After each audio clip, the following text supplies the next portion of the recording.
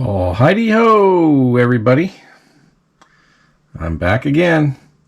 This time, I'm going to kind of do a trip down memory lane. I'm going to do it with a glue bomb. So, this was kind of a what do you call it? An impulse emotional buy.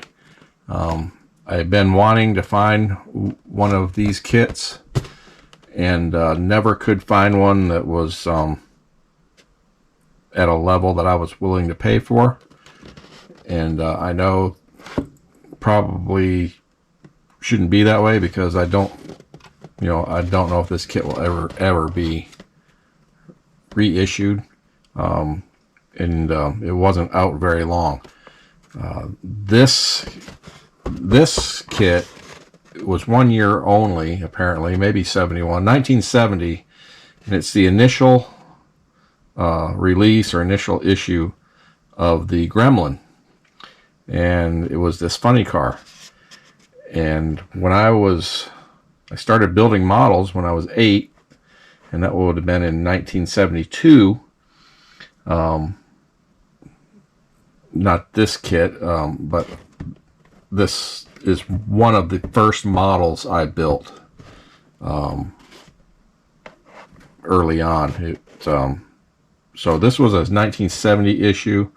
The issue with the laced wire wheels, or whatever you want to, they're wire wheels on the front, like the motorcycle wheels on the front.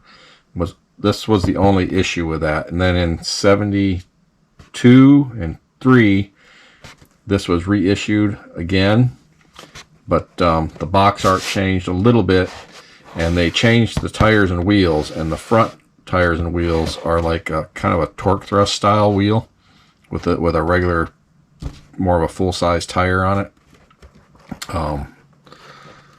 So anyway, I had this kit, or this issue of this kit, and this kind of brings back to one of the factors of how I got into model building. This is me. This is 8-year-old Skip. And yeah, I didn't have a skiing accident or hit by a bus or anything like that.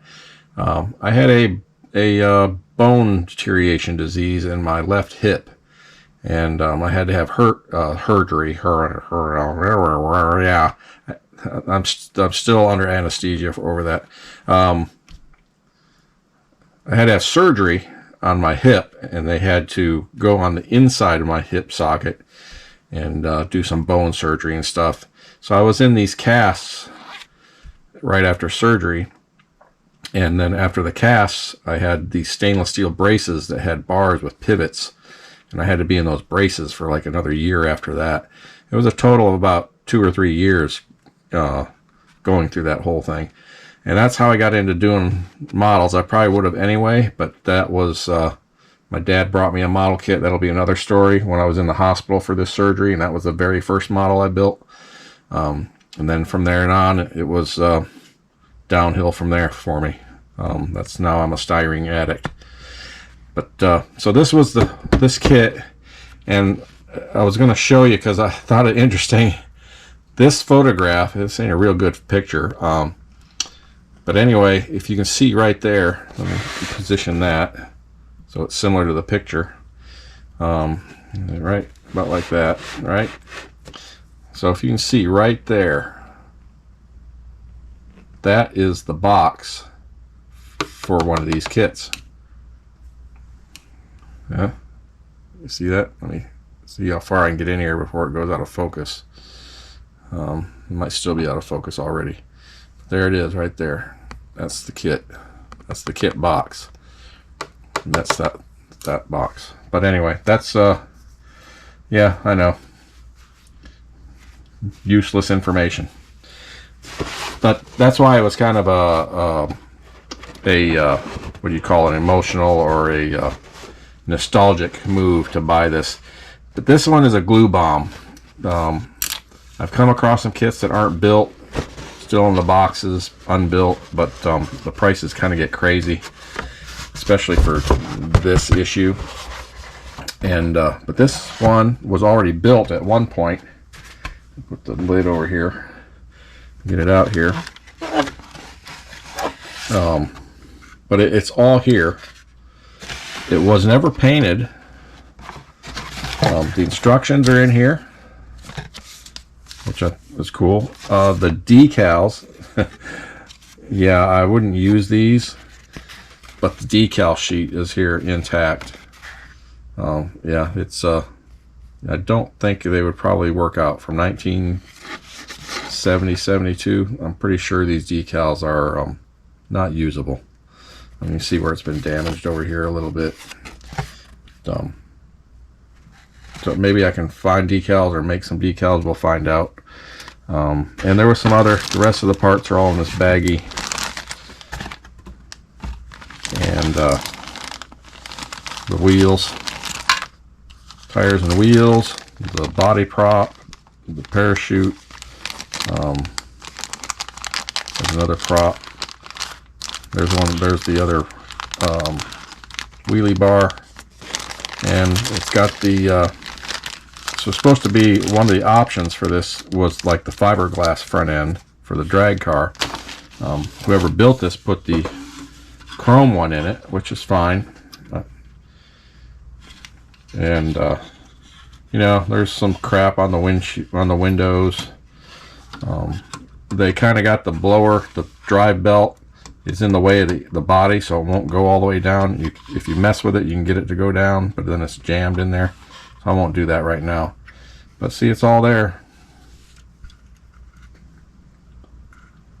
Nothing's been painted either. Yeah, I was kind of like, huh.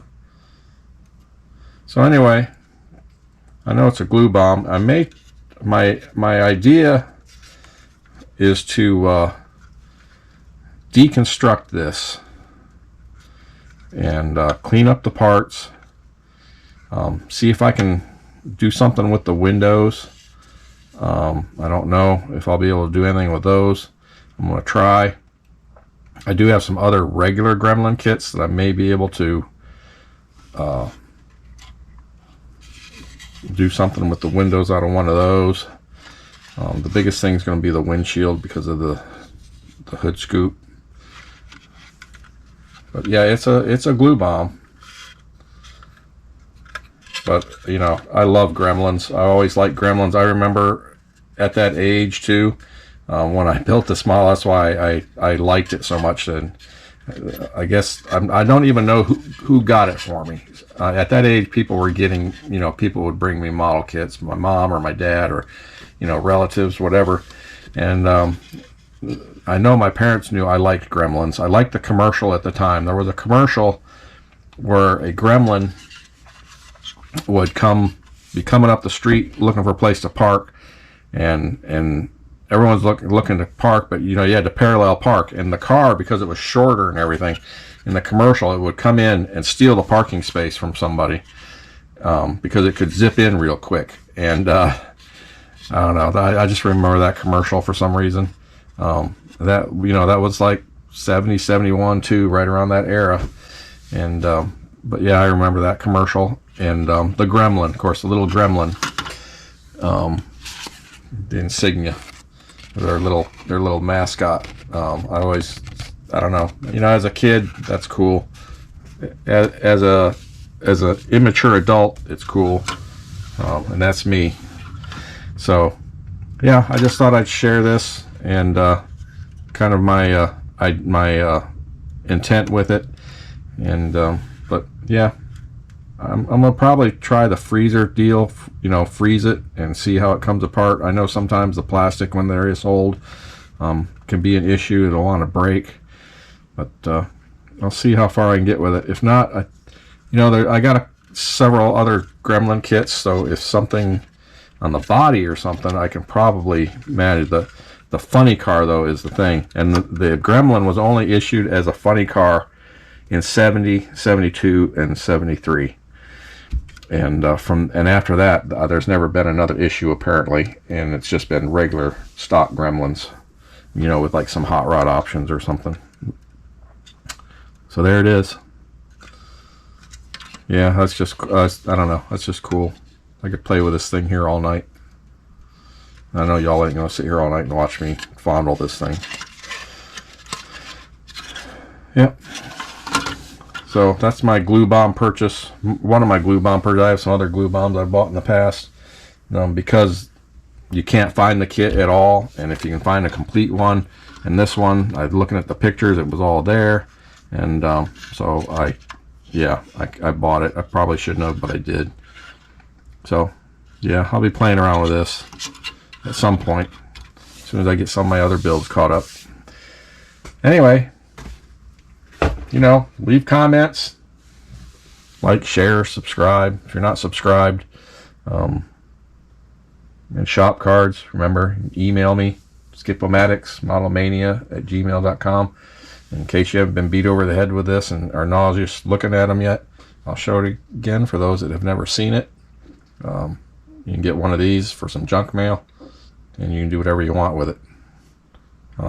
Once I send it to you, it's yours. I don't want it back. So use it wisely. Anyway, thanks for watching, everybody, and appreciate everybody who tunes in. Leave comments. I like the comments. I'll always answer back one way or another, even if it's just a smiley or a thumbs up or something, just to let you know that I seen your comment. And again, appreciate everybody. Till next time, we'll catch you later.